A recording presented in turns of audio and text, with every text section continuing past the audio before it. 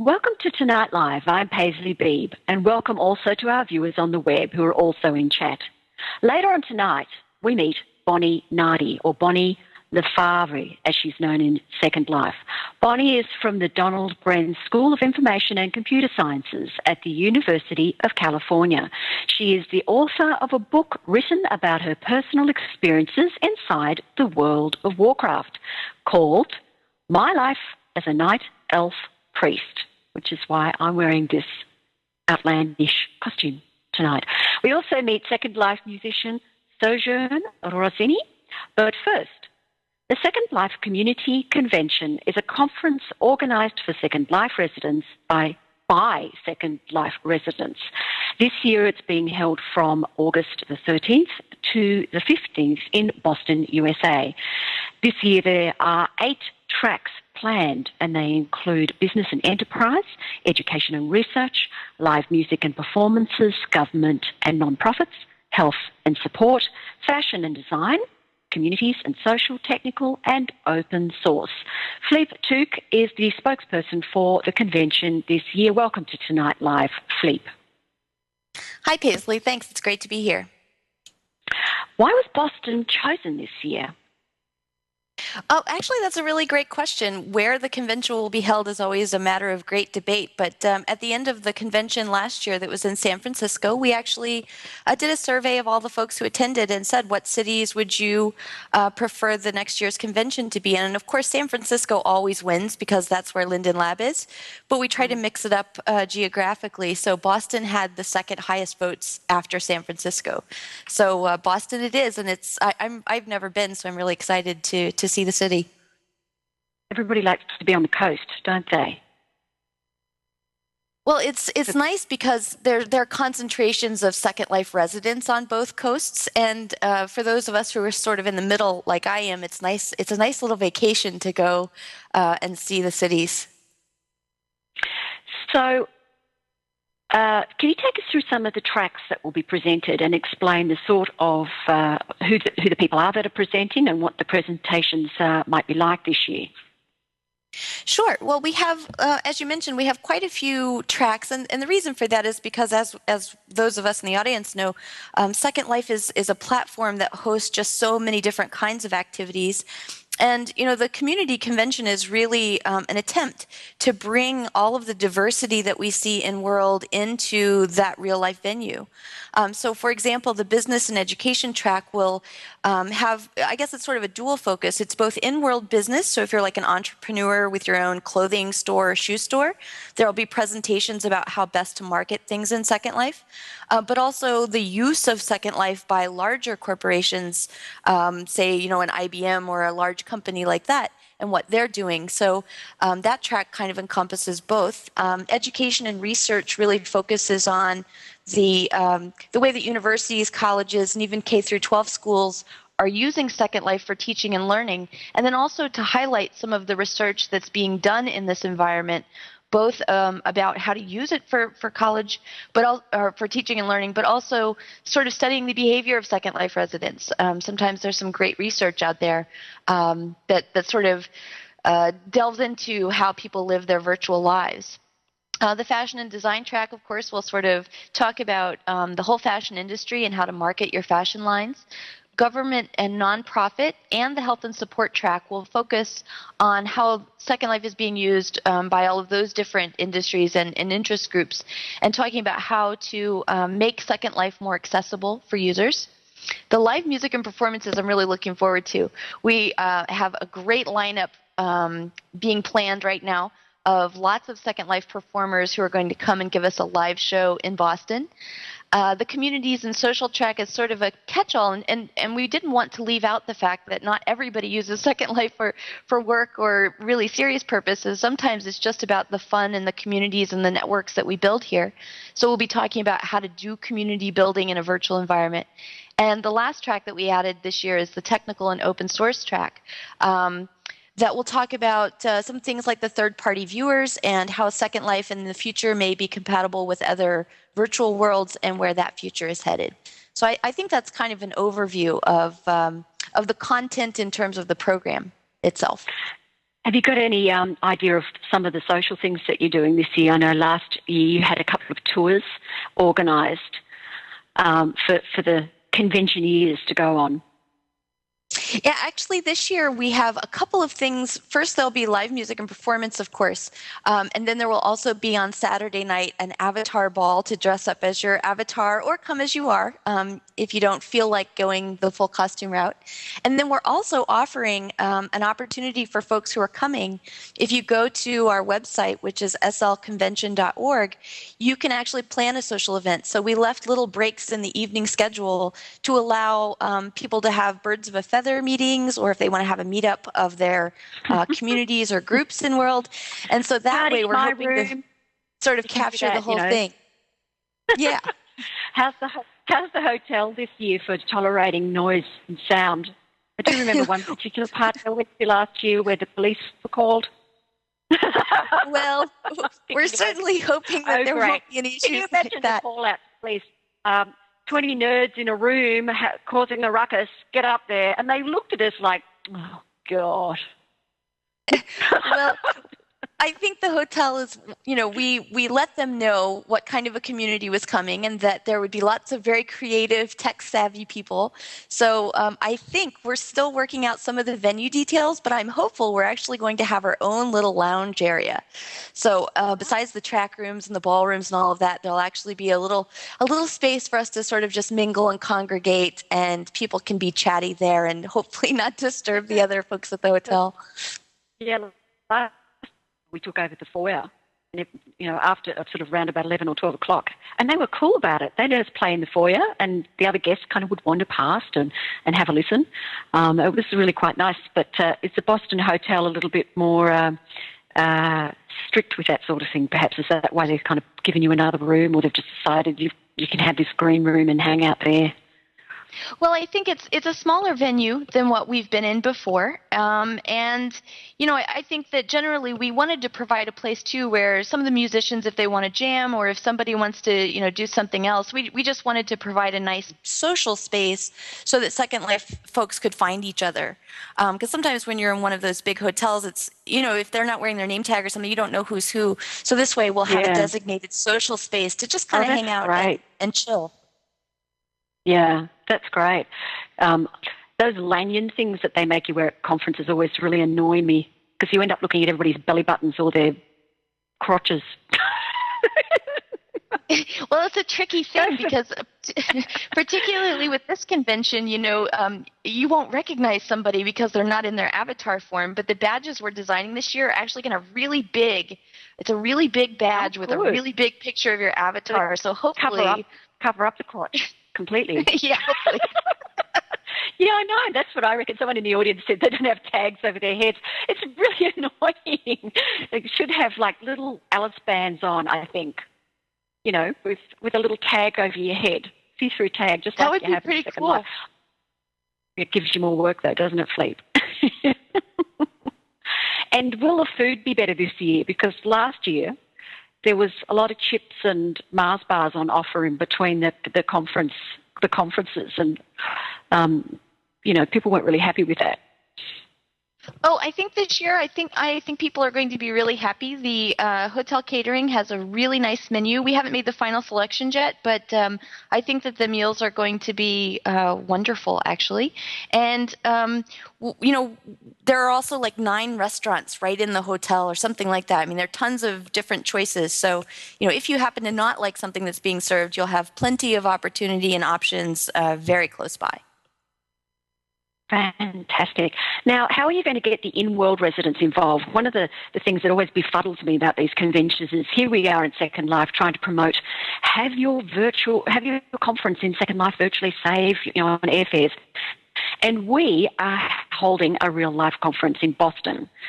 So are you going to be able to stream some of the events into Second Life and some of the tracks into Second Life so people can experience them virtually?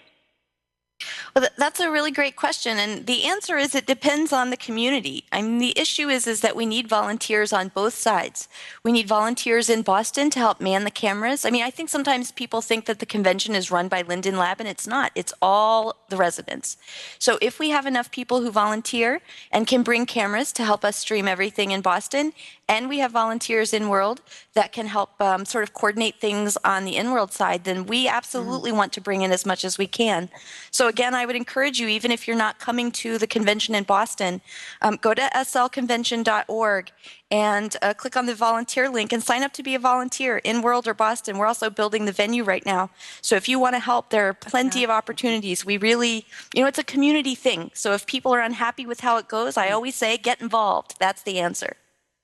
I think that's a great idea. I don't know if you had one last year, but to have a build in Second Life that's a central build that'll have all the timetables up there and people can sort of meet and find out what's going on, and it can be streamed there would be really great, because a couple of years ago when I was just looking around, there were so many different places that you could go. It was a bit confusing.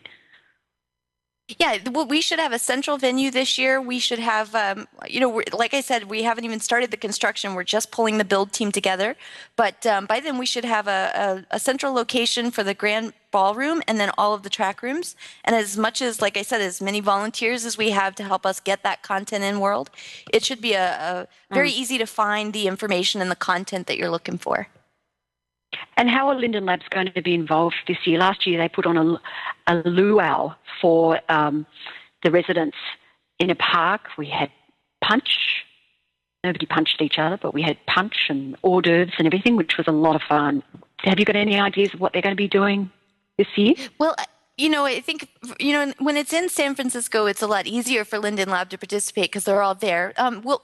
They've always come to the convention, though. They're always a sponsor. They're always very supportive. We're still working out the final details of the program, so I can't say yet who will be speaking and that sort of thing, but Linden's will be in attendance, and that's always one of the great things about the convention is they're very human, they're very personable and approachable and sort of mingle with the crowd, so you can, get to know them as people, not just their avatars. And, they're always very supportive of the convention, and I think we're all grateful for that. It's nice to see them there. Yeah. There'll be just less of them this year. Yeah, I think it's, when it's there where their headquarters is, the whole group can come, but it's a little harder when they have to fly everybody across the country. Oh, at least their officers won't get grief this year with people tagging them. Yeah, hopefully no real-life freaking incidents. That's the goal. Yeah. So how many attendees do you expect to go this year?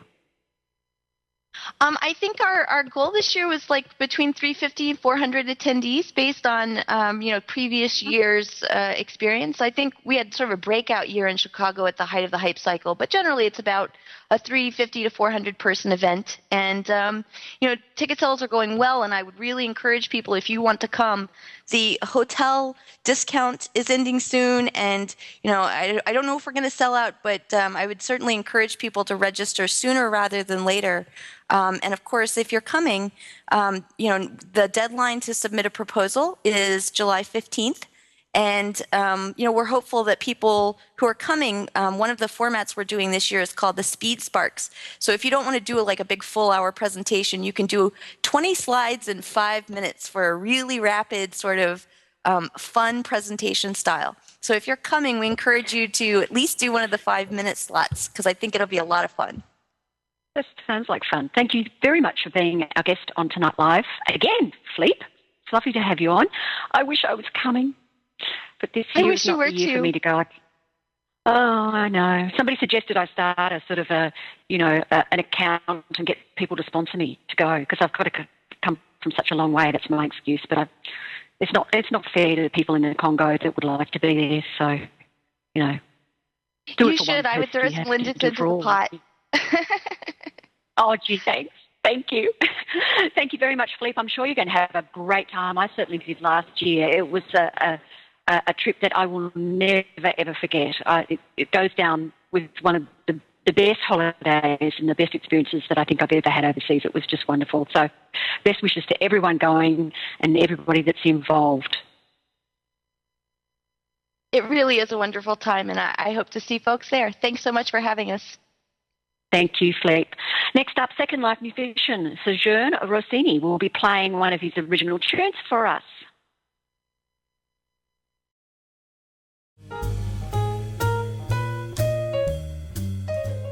Learn Spanish at Instituto Español, the Second Life leaders in Spanish language education.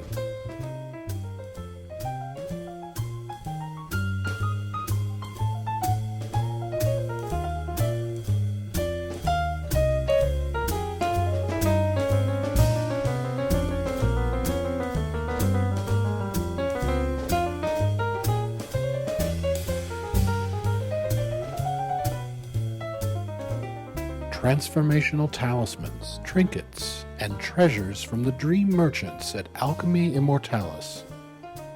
We create props, scenes, and experiences that invite suspension of disbelief and help you live a more magical life.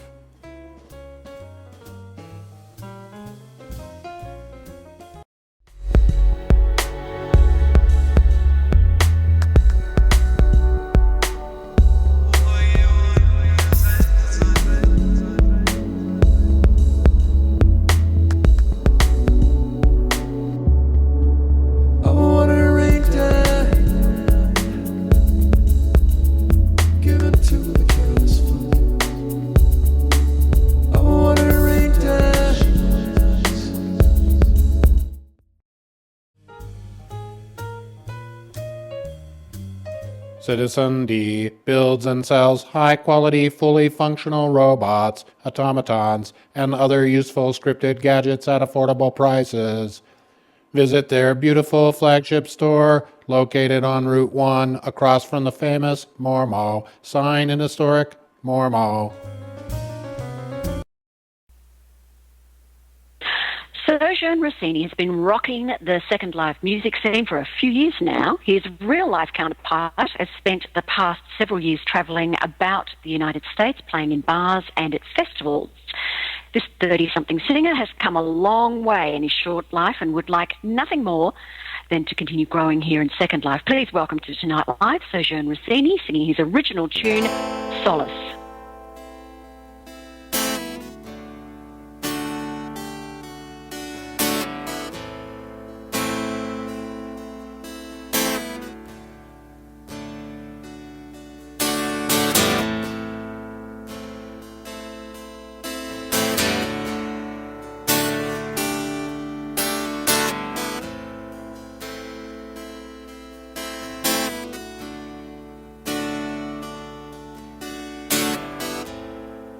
Sometimes I'm thinking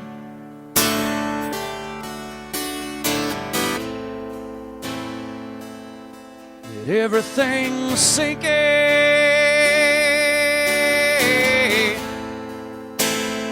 nothing fit for loving on this earth.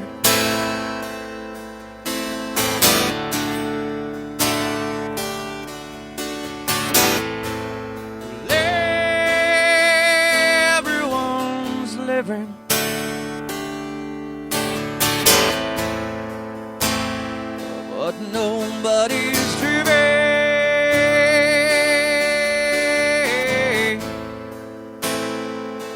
and I can't decide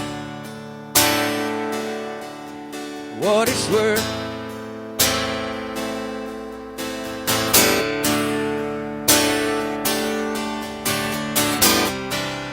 10 miles south out of Mackenzie,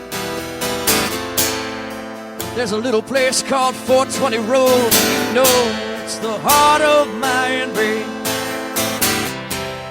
Where can I come back home just to seek a little solace? Oh, 420 Road.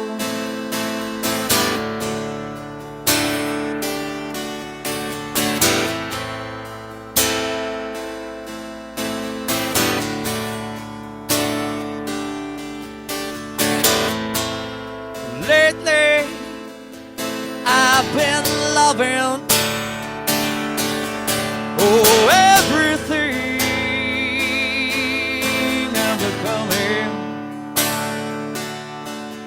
So why, tell me why, oh why can't I breathe? Why can't I be satisfied?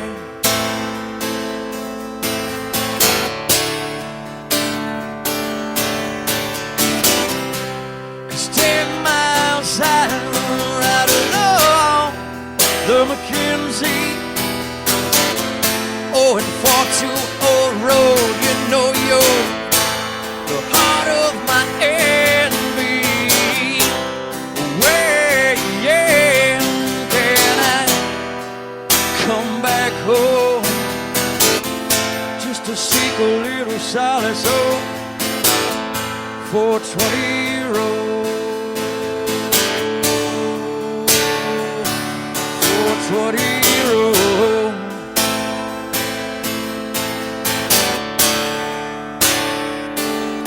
Oh, let me go.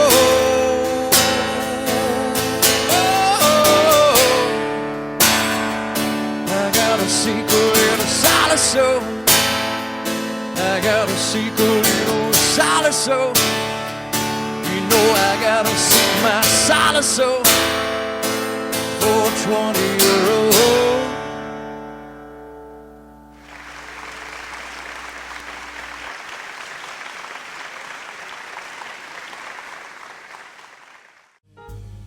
Advertise on Tonight Live with Paisley Beebe and get your brand noticed.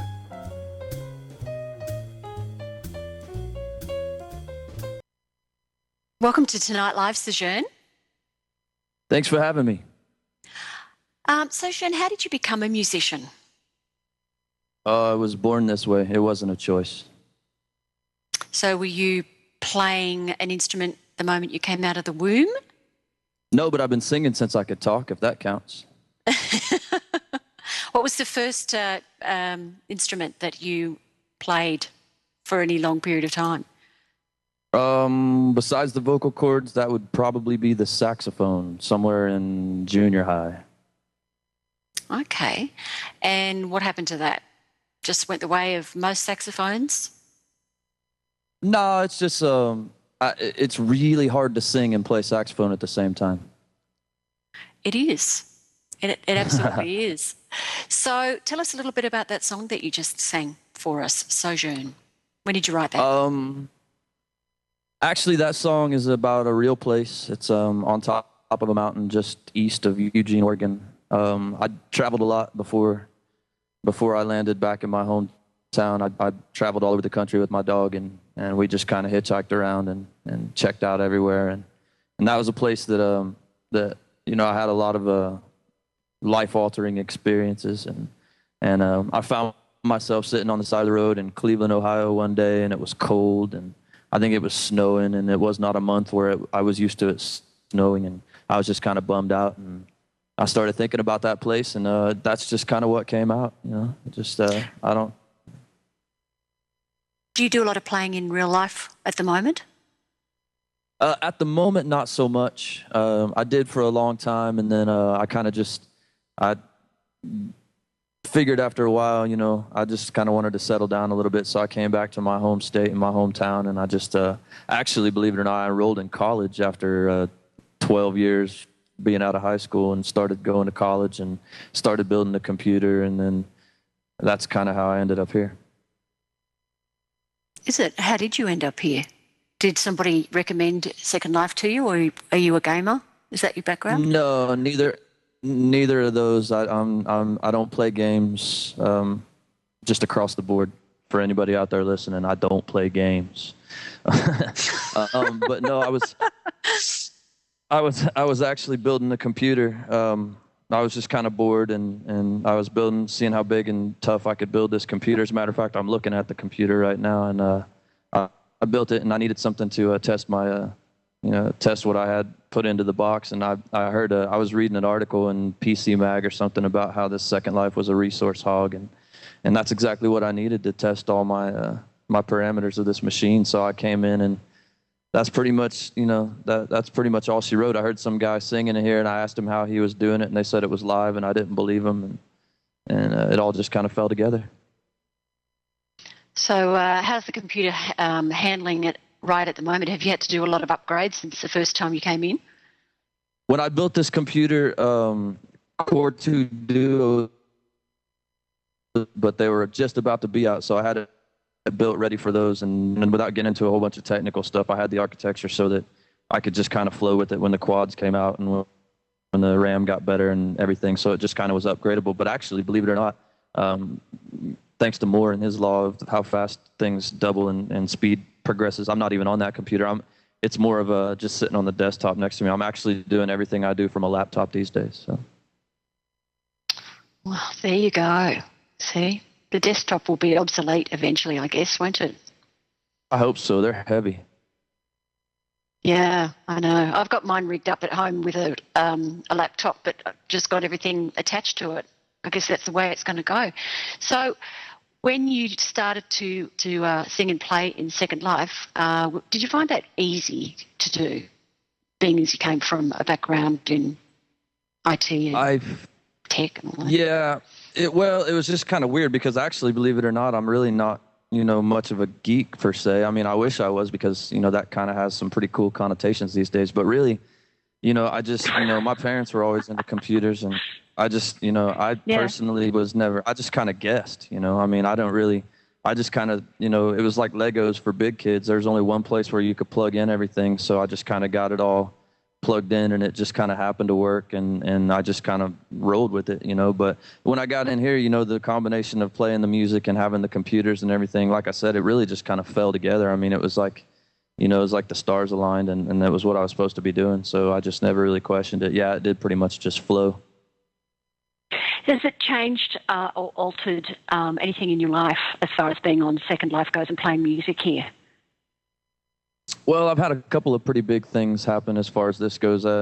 One of the major, news stations here in central Oklahoma has come to my house and done a big piece about, this weird kid singing into his computer.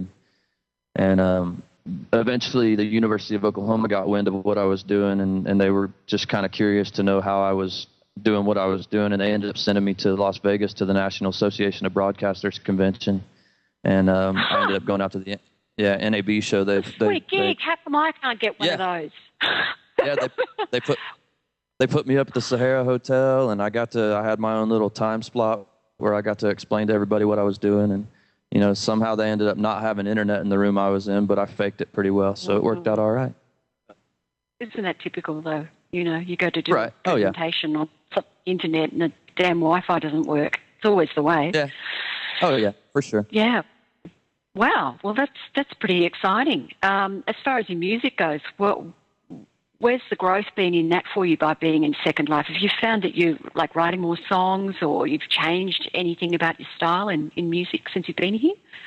It's actually, believe it or not, it's kind of the opposite. I'm writing less, but I'm actually kind of expanding the kind of musics that I like to play because, around here, I really, as Sojurn, I just kind of, I'm really interested in singing songs that people are familiar with, that they can sing along with, and that they can, just kind of entertaining more the entertainer than the artist part of it in here. And that's just kind of the way I've gone. But I've increased my repertoire, if you will, to, I can easily play for 3 hours without a break, and you'll never hear the same song twice. So, I mean, I've really kind of gotten it to that point, but it's a lot of fun. Well, it's fantastic to have you on the show, Sojurn. Thank you very much for being our guest tonight. If people want to see you in Second Life, do you have a regular gig that you do? I kind of a regular beat, but more than that, what I have is I have a group that you can join if you want to get with me later. If you want to contact Kat Vargas, she'll tell you all about it. I also stream. I do a multicast. I stream live on Ustream.tv. If you want to come check out the kid behind the cartoon, you're welcome to come do that too. Love you. Thank you for having me. It's been a lot of fun. It has been a lot of fun, hasn't it? Thank you very much, Sojurn. Anytime. Stay watching. Bonnie Nardi, the author of My Life as a Night Elf, is up next, discussing her research done in the world of Warcraft.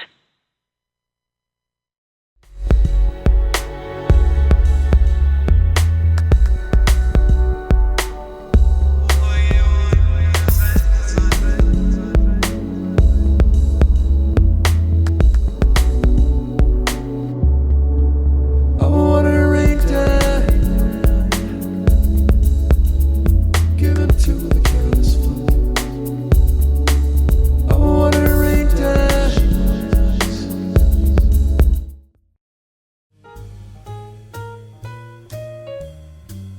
Citizen D builds and sells high-quality, fully functional robots, automatons, and other useful scripted gadgets at affordable prices. Visit their beautiful flagship store located on Route 1 across from the famous Mormo sign in historic Mormo.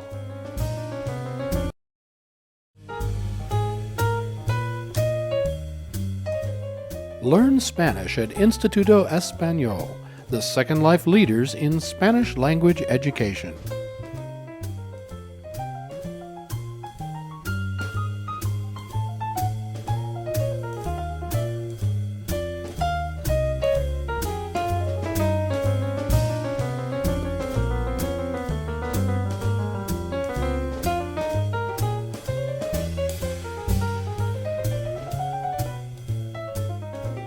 Transformational talismans, trinkets, and treasures from the dream merchants at Alchemy Immortalis. We create props, scenes, and experiences that invite suspension of disbelief and help you live a more magical life.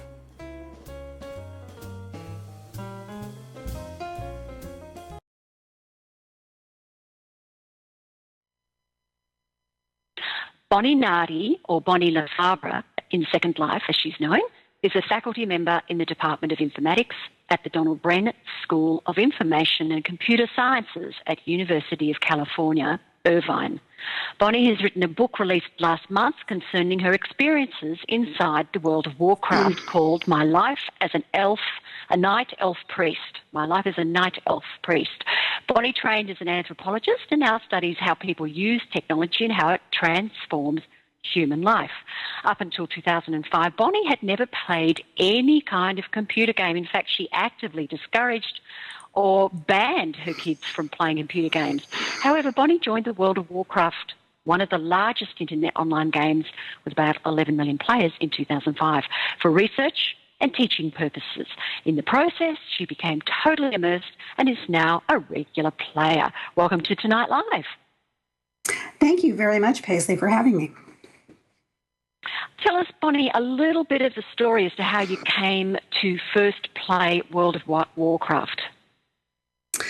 Well, I study social life on the internet. I've studied blogging and instant messaging and video and all of those kinds of technologies. And about 5 years ago, I started hearing the undergraduates at my school talking about massively multiplayer online role-playing games. And I didn't know anything about them, but from listening to the students talk, I could tell they were very social. The students were really excited about them.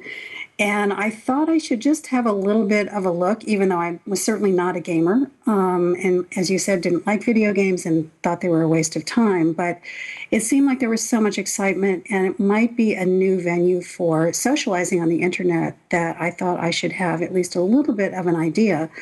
So I got an account with World of Warcraft and started to play, mainly because that was the game that I kept hearing the most about, and really did not expect to like it, but found myself drawn into it because of the many pleasures of the game. And I've been studying it for almost 5 years now. So what was it specifically that turned you around, made you get back into the World of Warcraft and really start to enjoy it? Well, I was surprised at how much I liked the graphics. I'm a really visual person in terms of really responding to the visual, and WoW is beautifully designed. So as soon as I entered the world, I immediately made a connection with the graphics. I thought the activities in the game were kind of silly, especially when you first start out with a low-level character. They are pretty repetitive and there's not much going on. But I immediately started to see that people were interacting with each other in the world, and I didn't somehow expect that to happen right away. But that immediately got me hooked because I could see that it was really social, and people were nice and friendly and helpful. And knowing nothing about the game, I really needed as much help as I could get. So between the graphics and the fact that it was a very social space, I did get hooked pretty fast. And when you say it's very social, I mean, here in Second Life, one of the things that I know newbies have a lot of problems with is meeting the right people in order for them to pick up on that social aspect of Second Life. Was was it something where you just sort of stumbled upon someone, or do they have a situation in World of Warcraft where it makes it much easier to meet people than, to say, it would be for Second Life people who often land in places full of people wanting to grief them?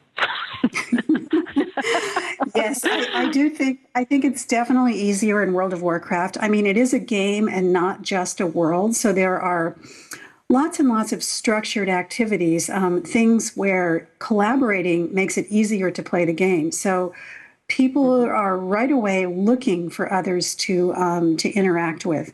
There's also something called a guild, which is like a club, and people want to build up their guilds so they have people to play and socialize with. And so even when you're like level 10 or 20, you know, at a fairly low level, you get invitations to guilds. Now, it may take a while to find a guild that you feel really comfortable in, where you click with the people, but it's not hard to meet people and get going on the social experience in World of Warcraft. Okay, so for those of us that don't know much or if anything about World of Warcraft, in a guild, is there a leadership role, and does everybody have a ranking? And when you join a guild, do you start at the bottom? Yeah, oh, that's a really interesting question. There are definitely leadership roles. The guilds would not be able to keep themselves going if they didn't have strong leaders. And of course, guilds come and go. It's not easy to keep a guild in World of Warcraft going, but you have a guild master. And then guilds can decide on the structure they want. So some have a lot of leadership roles and some have only a few. Some have a lot of ranks. Some have a fairly flat kind of structure. So that's up to the guild. The guilds that are more serious about the game, that engage in raiding, which is one of the more difficult activities in the game, where you need about 25 people that come together to defeat difficult monsters, they tend to have more of a hierarchy. If it's just a family and friends guild, you may not have any hierarchy at all. So it really depends on the focus of the guild and what people's interests are. So in your studies that are outlined in the book, did you discover that people in World of Warcraft who joined guilds and who took on leadership roles were leaders in real life? That's a really good question. I think there's a lot of speculation about that. First of all, a lot of people are really young. They may even be teenagers or in the early parts of college. So they actually haven't had a lot of time to become leaders. And sometimes WoW gives them a chance to exercise and learn leadership skills. Other people are older and they come in with all kinds of leadership experience. So it's really a mixed bag. Some people learn leading in World of Warcraft. Some people bring it in from the outside. And that's part of the diversity of the game. There's just so many different kinds of people playing World of Warcraft, which is another thing that really fascinated me from the outset. Did you find there were mentors in there, other people that would teach people how to be good leaders and how to be to work within a guild? Or was that a sort of a hit and miss thing where if it doesn't work out, then you move on? Yes, there is a lot of fluidity in membership in guilds. So if you get in a guild and you don't really like what's going on, you just apply to another guild, or maybe one of your friends has just started one. So yes, it's kind of unstable. There aren't necessarily a lot of really durable relations. As I said, guilds tend to come and go. But then there are guilds, usually those that have at least some people who know each other in real life, friends or family. And those can be very stable. At least the core part of the guild is very stable. And other people around the periphery may kind of come and go. But it's a pretty fluid social environment. You don't necessarily expect to stay in the same guild for a long time. So I was in one guild for 2 years, and that was a pretty long time until the guild basically folded because, there were all kinds of problems. And that's typical in World of Warcraft. What were some of the anthropological observations that you made about relationships in World of Warcraft?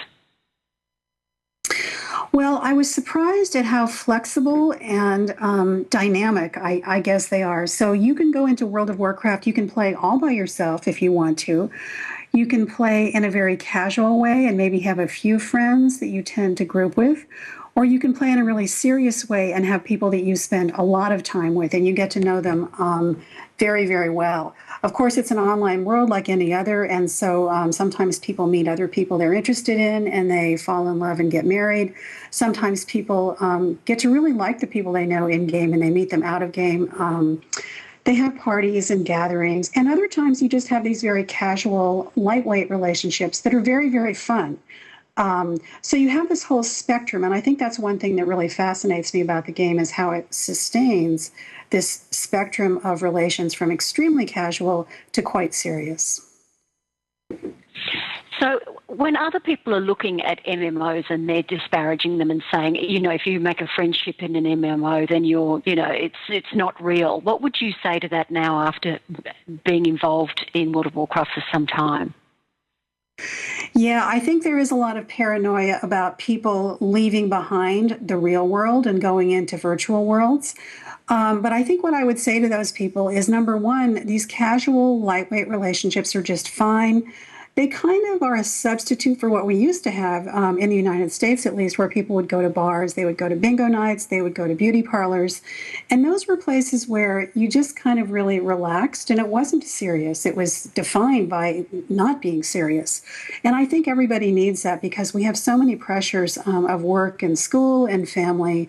And, all kinds of things that are always impinging on us. And sometimes we just need to get away from that. So I actually really value the lightweight relationships.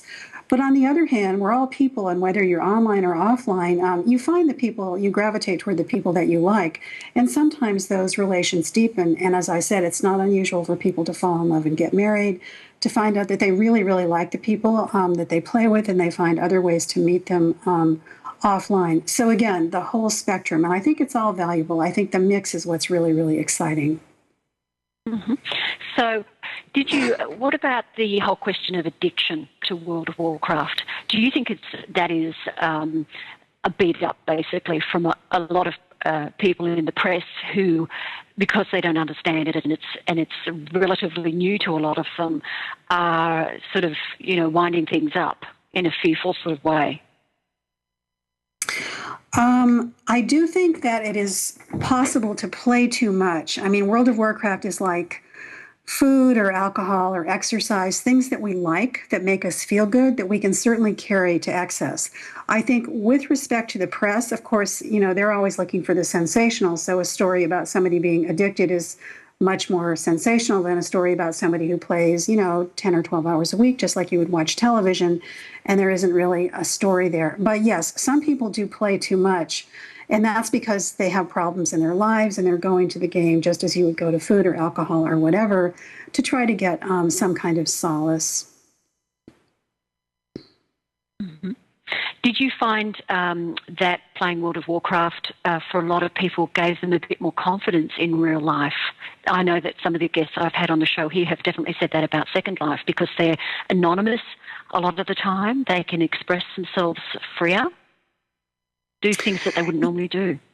Yeah, I'm not so sure it's being anonymous. Yes, I think they do have more confidence, but I think a lot of it is learning to play a fairly difficult game, at least if you do the higher end activities, and getting good at it and having an audience of your peers in your guild who appreciate what you can do. And anytime you gain a skill and other people appreciate that you have that skill, that always makes you feel better about yourself. So yes, WoW is an arena where that kind of thing can happen.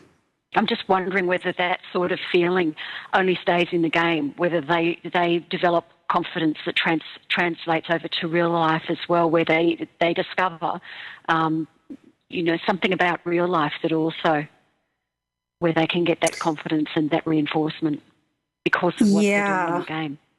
That's a really good and very tricky question, and I don't think there's actually any research on that particular question. I mean, if I had to speculate, I would say that at least for some people, again, gaining this sense of mastery in the game just gives you a sense of, oh, okay, if I really go after something, I can do it, and people will appreciate my efforts. And that can definitely transfer, I think, into other areas. But that's a good question for research.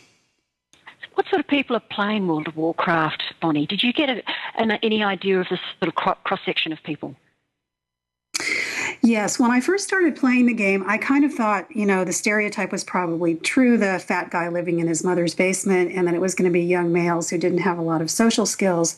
But I realized quite soon that's not true at all. There's a real cross section. There has been some demographic work done, and there are about 20% females, which is quite high for a competitive video game. So that's a nice mix right there. You always know there's going to be some women and girls around when you're in World of Warcraft. There are some quite young people. In fact, some people I think are a little bit young to be playing this game. They should probably be doing other kinds of things. There are opportunity costs. There are also some people that are much older. So there's a man in my guild, and he has 5 grandchildren. And then there's everybody in between. So again, the diversity in the population makes it a very vibrant kind of environment. Who is this book written for, Bonnie? Who did you write it primarily for, or keep in mind while you were writing it? Well, one audience I had in mind was people who will not ever play video games. Some of these people who see the articles about addiction and so forth and really don't have any concept of why people would spend so much time in a game like World of Warcraft. So there's a lot of description in my book. This is what it's like to be in World of Warcraft. These are what the people are like. This is why people play this game. Then there's a little bit more theoretical work, but it's pretty low key. So let's say advanced undergrads and graduate students might pick up on some of the theoretical work. And then there are people who are interested in play studies and game studies, and they may not know a lot about World of Warcraft, and I hope they'll find the book interesting as well. Now, of course, this week World of Warcraft has been in the news for their change of policy where they were going to force people to reveal their real-life names on the forums. And they've since reneged on that, but people are still very afraid that they haven't actually shut it down completely. Do you have any thoughts on that, about the anonymity in the game and how important that is, and the danger that people might face if they inadvertently post something on a forum and then get somebody who really looks into their private life? Yes, I do think that the players who are upset about their real names having to be posted on the forums definitely have something to worry about, because it's quite easy to Google, your name if you're a prospective employer or an employer in World of Warcraft and see what comes up. And a lot of people do definitely still look down on video games, and a lot of people would rather not hire someone who they perceive to be spending a lot of time playing a game like World of Warcraft. Some people are kind of hiding it from their families because their families don't want them to play. So that kind of privacy is really, really important. And, as you noted, Blizzard backed down right away. There was a hue and cry, and they said, no, this is really not going to go forward. And I was really glad that they responded quickly, and they said, we'll make these other improvements to the forums, but we're not going to require the real name. So people do actually have to be really careful. And it is a play world. And in many respects, even if you're not worried about your employer, you kind of want to have your avatar's name there. You don't want to have your real name, because that kind of breaks the magic circle, as play theorists call it. Exactly. It breaks the fourth wall, doesn't it? And it always fascinates me that people might be concerned that someone's playing 3 to 4 hours of World of Warcraft a night, but they have no concern if the person's sitting there reading a book for 3 or 4 hours or watching game shows on television. Yes, I know. It puzzles me because television requires much less cognitive activity than playing a video game. I mean, you can sit there and, your brain barely has to do anything, whereas you actually have to think to play World of Warcraft and similar video games. So, yes, I agree with you. It's very odd. Thank you very much for being our guest on Tonight Live, Bonnie. Where can people get a copy of the book? Well, thank you first very much for having me, Paisley. I really enjoyed it, and it was great to talk to you. They can get it on Amazon.com, and the other place is the press site, the University of Michigan Press, which is the publisher. Fantastic. Thank you very much, Bonnie. Good luck with the book. And thank you. I'm sure that people watching this who play World of Warcraft, it would be a fascinating read for them. And you're still playing World of Warcraft, of course, so they might be able to keep a lookout for you in World somewhere. Okay, thanks again, Paisley. Thank you. And that's all we've got time for this week on Tonight Live. I'd like to thank all of our guests, Fleep, Tuqe from the SLCC Organising Committee, Sojurn Rossini, musician and singer, Bonnie Nardi, author of My Life as a Night Elf. And you can find out more about our guests on our website at Tonight Live with Paisley Beebe. Please contact us if you're interested in advertising on any of our shows or perhaps putting some product placement on the stage. We do that now. Don't forget you can support Tonight Live by buying a chair in the audience. If you visit our studio here at North Point, be sure to click on the subscribe-o-matic to get reminders and notices about the show.